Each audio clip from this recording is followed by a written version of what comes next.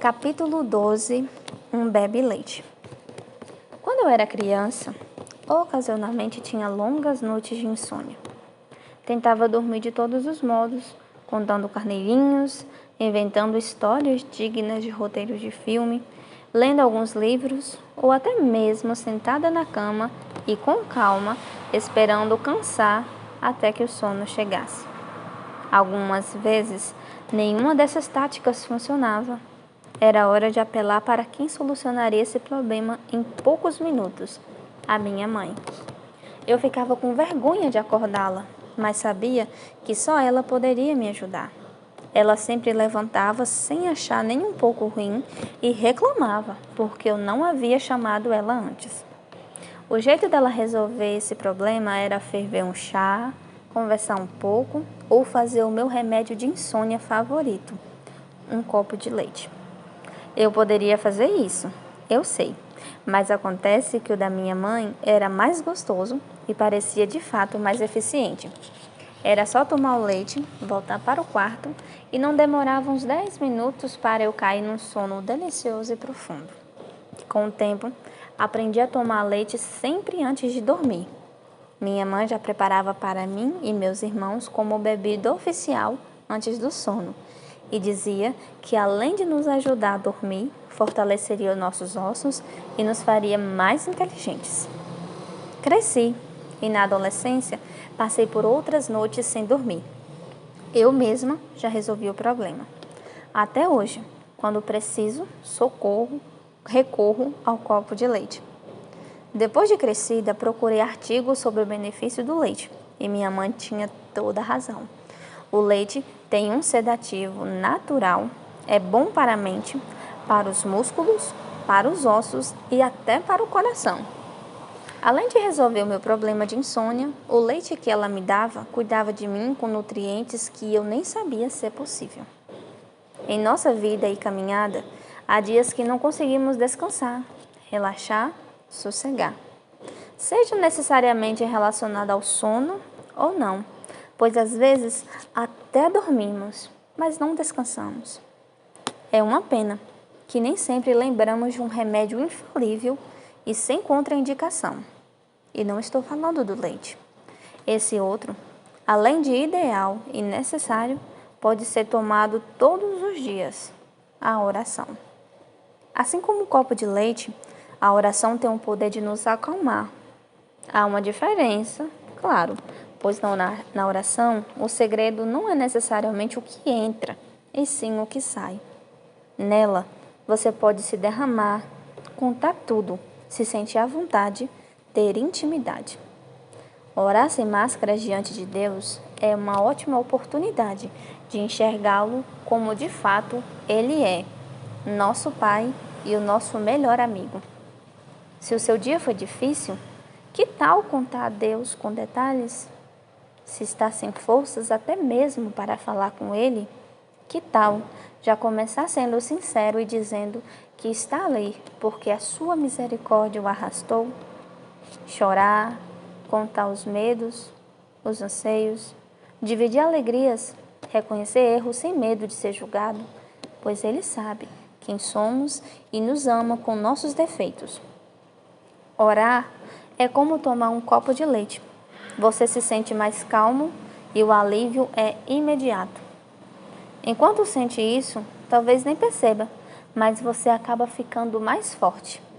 A oração faz acalmar e nos fortalecer. Você levanta com uma força que nem sabia que tinha. É durante a oração que muitas vezes o Pai abre seus olhos para saber o que fazer para resolver alguma situação. Outras vezes você recebe um direcionamento algum tempo depois.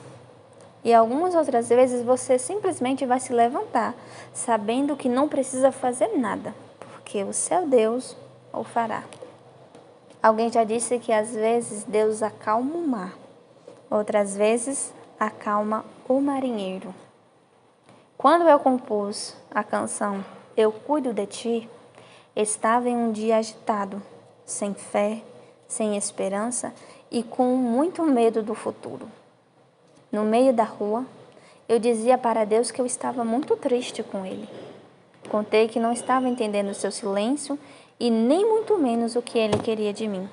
Fui sincera, dizendo que não queria nem orar, pois parecia que o céu estava totalmente alheio ao que eu queria, precisava e sentia. Hoje percebo que, de alguma forma, mesmo questionando a Deus, eu estava orando em meu íntimo. Eu estava sendo totalmente sincera, pois para Deus, temendo e respeitando sua soberania, não precisamos fingir. Lembro-me que a primeira frase que me veio à mente foi: "Eu creio em ti". Aquilo reverbera dentro de mim como quem dizia: fé é crer mesmo sem ver saída, mesmo não tendo lógica. Crer é saber que Deus está no controle, apesar de eu não fazer ideia como, onde Ele está nos levando. Ao terminar o pequeno refrão, ouvi Deus me dizer em resumo, em resposta ao que eu havia declarado: "Eu cuido de ti". Então eu chorei. Fiz a primeira estrofe como quem se derramava e ouvia a voz de Deus na segunda, como se Ele pacientemente me explicasse que não que fizesse isso por obrigação, mas por amor. Seus caminhos e tudo mais têm um propósito. Ao final, estava mais calma e mais forte. A minha vitória não chegou no outro dia, nem mesmo durante aquela semana. Passaram-se cerca de 9 a 10 meses para que recebesse um escape e entendesse ao menos um vislumbre do que o Senhor queria de nós. Naquele dia, eu havia escolhido crer e que dessa decisão eu não abriria a mão. Entendo que os propósitos daquele silêncio, nunca a ausência de Deus, era muito maior do que o meu problema. Ele usou aquela situação para que eu me tornasse mais íntima, a ponto de me sussurrar algo que ele diria através de mim para milhares de outras vidas. Ana encontrou refúgio e alívio quando orava. Era aos pés de Deus que ela se derramava tanto ao ponto de não se importar se parecia embriagada. Ali era seu lugar de refrigério, seu particular com Deus. A seu tempo, valeu a pena toda a súplica. 1 Samuel 1:27. Até Jesus buscou refúgio no jardim da oração, quando estava profundamente angustiado e triste, horas antes de enfrentar a morte. Ele orou ao Pai e foi sincero, dizendo: "Meu Pai, se é possível, afasta de mim esse cálice de sofrimento. Porém, que não seja feita a minha vontade, mas o que tu queres." Mateus 29:39. Nos dias calmos, agitados, tranquilos ou sobrecarregados, ore. Faça isso sobretudo nos dias bons. A oração é seu maior, melhor e mais eficiente ferramenta de intimidade com Deus. Não esqueça de agradecer, de pedir perdão, de contar seus desejos de melhora, de pedir por sua vida espiritual, sua família, seus problemas e o mais importante, não esqueça de adorá-lo. A oração nos dá o poder de nos achegarmos ao trono da graça e ter acesso ao que antes só eram os sacerdotes que possuíam.